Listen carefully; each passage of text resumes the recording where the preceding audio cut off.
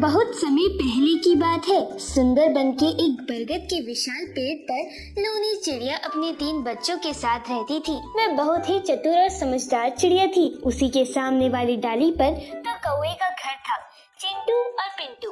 एक दिन सवेरे, अरे लोनी चिड़िया बहन, मैं देखता हूँ आप हमेशा कुछ न कुछ कार्य में लगी रहती है, कभी आराम ही नहीं करती। चिंटू भाई, मैं अपने घर की मरम्मत करती हूँ और ढेर सारा भोजन घर में जमा करती हूँ ताकि भविष्य में मेरे बच्चों को और मुझे कोई समस्या न हो। हर दिन एक समान नहीं होता, इसलिए पहले से ही बचत करना जरूरी होता है। क्या बहन जी, आप भी हमें आज की चिंता करनी चाहिए, कल की कल सोचेंगे। चिंटू भाई, मैं तो आपको भी यही सलाह देती हूँ कि आप भी अपने घर की मरम्मत करवा लीजिए। बारिश आने वाली है और कुछ खाने पीने के लिए भी अपने घर में पहले से ही भोजन की व्यवस्था करके रखिए। क्या पता कल अगर तूफान आ गया तो हमें कुछ खाने को मिलेगा भी या नहीं। अगर बचत रही तो हम परेशानी में भी आराम से अपना जीवन बिता सकते हैं। बहन जी, बचत आप ही करते रहिए। हमें तो जब भूख लगती है तो हम जाकर अपने लिए तुरंत ही भोजन ले आते हैं। हमें आज की चिंता करनी चाहिए, कल की कल देखी जाएगी। यूं ही दिन गुजरते गए। बारिश का मौसम भी करीब था। हल्के हल्के बादलों ने अपनी आवाज निकालना शुरू कर दिया था। इधर लोनी चिड़िया हर रोज थोड़ा थोड़ा दाना लाकर अपने घोंसले में रखती जाती थी। उधर चिंटू और पिंटू कौवे दोनों अपने घोंसले में बैठे आराम कर रहे थे। ये लोनी चिड़िया भी ना हर समय एक नया कारनामा करती रहती है, कभी आराम ही नहीं करती और हर समय बस बचत के बारे में ही बातें करती रहती है। अरे चिंटू, इन छोटे पक्षियों की यही समस्या रहती है। ये बहुत जल्दी किसी भी बात को गंभीरता से ले लेते हैं और बारिश आई नहीं और इन्होंने अभी से ही बचत करना शुरू कर दिया।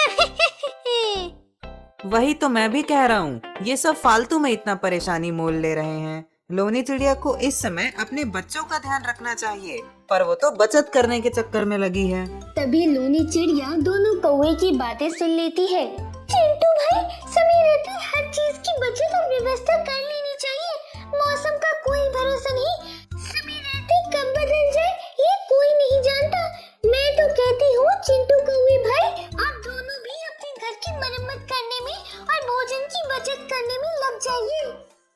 हाँ, देखेंगे कुछ दिनों बाद हम भी कर लेंगे बचत, पर अभी तो सिर्फ आराम ही करना है। हाँ बहन जी, बचत बाद में, अभी तो केवल आराम ही आराम करना है। पिंटू कौवे ने भी चिंटू कौवे की बात का पूरा समर्थन किया। दोनों आलसी कौवे मिलकर अपने घोंसले में आराम ही करने लगे। ना ही उन्होंने खाने की कोई बचत की और ना ही अपने घर की मरम्मत की। इधर लोनी चिड़िया ने अपने घर में कई सारे भोजन की व्यवस्था कर ली थी। देखते ही देखते अचानक एक दिन बारिश शुरू हो जाती है। चिंटू और पिंटू कौवे ने मौसम ऐसे बदलने की बिल्कुल भी आशा नहीं की थी।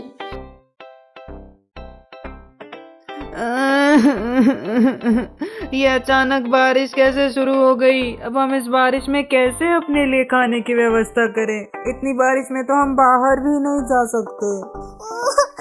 हाँ, तुम सही कह रहे हो चिंटी, हमें भी बचत करनी चाहिए थी।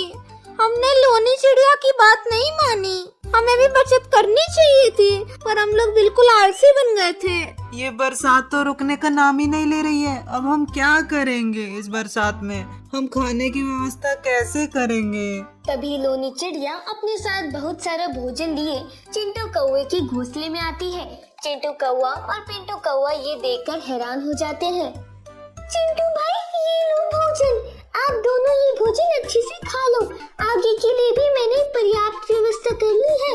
समय मिलते ही बचत की व्यवस्था कर लेनी चाहिए। मैंने कहा था ना आपसे, मौसम कभी भी बदल सकता है। हाँ लोनी बहन, आपने सच कहा था, हमें पहले से ही बचत कर लेनी चाहिए थी। हमारी हालत के कारण आज हमारे पास ना तो खाने के लिए दाना है और ना ही हमारा घर सही से मरम्मत है।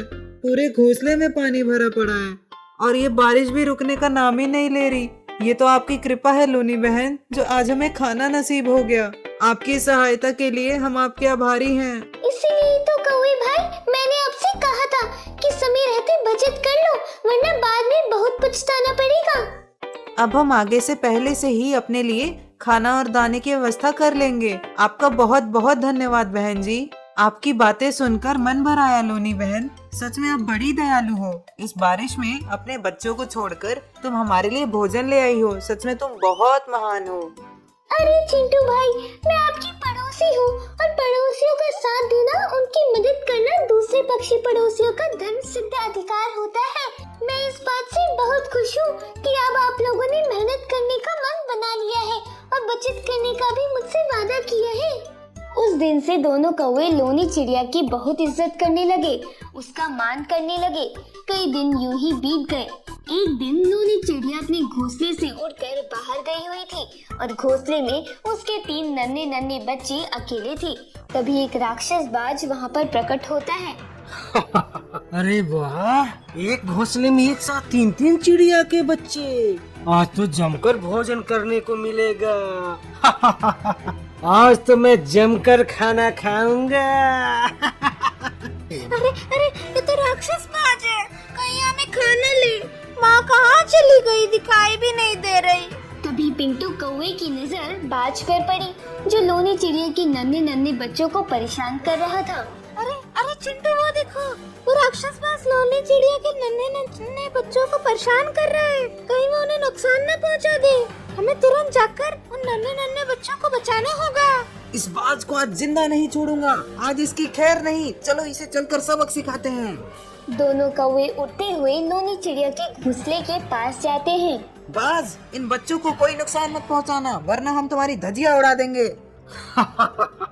अच्छा, तो अब तुम दोनों कौवे मेरे शिकार को बचाओगे। चले जाओ यहाँ से, वरना मैं तुम दोनों को कच्चा चबा जाऊंगा। कच्चा तो आज हम तुमको चबा देंगे बाज। दोनों कौवे और बाज में काफी देर तक लड़ाई होती है। बाज पिंटू कौवे को बहुत बुरी तरह जख्मी कर देता है। चिंटू, हम हार नहीं मान सकते। आज हमें इस बाज को मजा चिखाना ही होगा। तभी दोनों कौवे हिम्मत करके उठते हैं और उस बाज की धज्जियां उड़ा देते हैं। बाज घबराते हुए वहाँ से भाग जाता है। तभी लोनी चिड़िया उड़ते हुए अपने घोंसले में आती है और दोनों कौवों को देखकर कहती है, अरे क्या हुआ चिंटू भाई, आप दोनों यहाँ पर क्या कर रहे हो और आप लोगों को ये चोट कैसे लगी? दोनों कौवे मिलकर लोनी चिड़िया को सारी बात विस्तार से बताते हैं। चिंटू भाई, मैं आप दोनों की बहुत बहुत आभारी हूँ। आप दोनों ने मेरे बच्चों की जान बचाई। मैं सदा आप दोनों की आभारी रहूंगी। ये कैसी बात कर रही हो लोनी बहन? आखिर एक पड़ोसी ही तो पड़ोसी के काम आता है ना। हमने तो बस अपने पड़ोसी होने का धर्म निभाया है। आपके बच्चे हमारे भी तो बच्चे हैं ना। लोनी चिड़िया दोनों कौवे की बात सुनकर बहुत खुश हो जाती है और फिर सब खुशी खुशी साथ मिलकर रहने लगे। लोनी चिड़िया की सीख और सबक के अनुसार दोनों कौवे एक बेहतरीन पक्षी बन गए।